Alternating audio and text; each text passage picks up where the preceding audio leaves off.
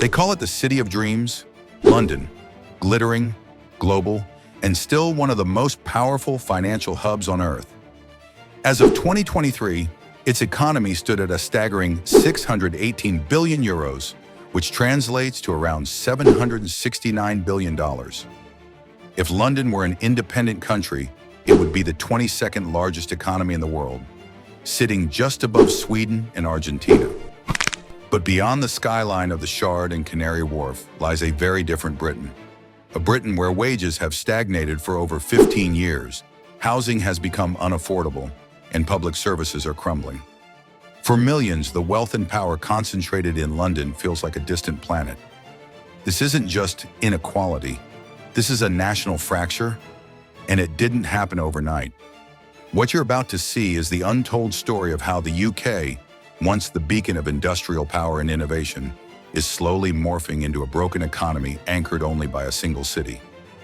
The roots of Britain's economic decline trace back to 2008, the global financial crisis. Like many developed countries, the UK was heavily hit. It borrowed £141 billion to bail out major banks, including RBS and Lloyds. But while others used this moment to revitalize their economies with aggressive public investment, the UK took a different path: austerity. Instead of stimulus, the government slashed spending. There were no significant tax cuts for the middle class, no infrastructure boom, no minimum wage hike. The idea was to restore fiscal discipline. The result, a stagnating economy. Real household income dropped and flatlined. From 2008 to 2023, British families saw little to no improvement in their take-home pay, even as costs continued to rise. By 2007, British households were only 6% behind the US in terms of prosperity. By 2025, they are 16% behind. Compared to Norway, a 20% gap. That kind of erosion in living standards doesn't just hurt wallets, it breaks trust. Economic growth relies on one key ingredient: productivity. Before the 2008 crash, UK productivity was growing at nearly 2% a year, one of the best rates among G7 nations. But that momentum stopped dead. Since then, productivity has remained stubbornly low. Today, the UK has the second lowest productivity in the G7, just above Japan. Why does this matter? Because productivity growth means more output per worker without increasing hours. It means higher wages, better living standards, and more room to invest. Countries like Japan are now transforming agricultural land into microchip factories. This boosts economic output dramatically. The UK, on the other hand, failed to modernize or transition to high-margin industries. No meaningful industrial strategy, no coherent investment in R&D, no national mission to lift productivity.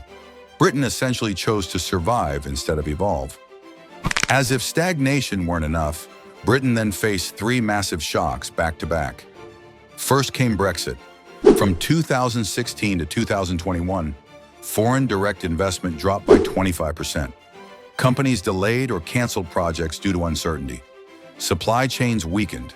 Markets shrank. Then came COVID-19. The government responded with a bold £280 billion stimulus. It was necessary, but it ballooned national debt. At the time, interest rates were just 0.1%, so repayments seemed manageable. But nothing prepared the UK for what came next: the Ukraine war. The sanctions on Russian energy triggered a European-wide energy crisis. UK households suddenly faced energy bills that were 3 times higher. To soften the blow, the government spent between £60 billion to £100 billion more. This meant more debt that had to be serviced at now higher interest rates. Debt servicing costs went from £40 billion per year to over £100 billion. To put that in perspective, that's more than the UK's entire defense budget. And this surge came at the worst possible time. Post-COVID, most G7 countries saw their workforces bounce back. Not Britain. Economic activity among working-age people remains lower than before the pandemic. Unemployment may be officially at 4.4%, about 1.5 million people. But over 11 million people are missing from the workforce entirely. They are labeled economically inactive, 2.1 million are full-time students. 3.5 million are aged over 50 and out due to long-term illness or early retirement. Over a million are caregivers. This invisible workforce means fewer people paying taxes and more people depending on public services.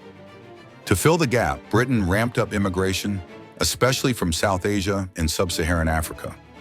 Migrants filled key roles in healthcare, logistics, and construction, but this rapid influx brought its own tensions. In August 2024, anti-immigration riots erupted in over 20 British towns. While the violence may have peaked, the social unrest lingers. Today, Britain functions like a two-speed economy. London surges ahead, while the rest of the nation falls behind. Productivity is flat, wages are stagnant, debt is rising, and the workforce is shrinking. Public services are stretched thin. Education, healthcare, policing, all feeling the pressure of underinvestment and political neglect. And yet, history shows that nations can rebound. Britain was the birthplace of the Industrial Revolution. It has reinvented itself before. The question is, will it do it again? Should Britain double down on technology and green industry? Should it invest in education, health, and childcare to revive its workforce? Or does it need a completely new economic model? Let us know what you think. What would you do to fix Britain's broken economy? Drop your thoughts in the comments.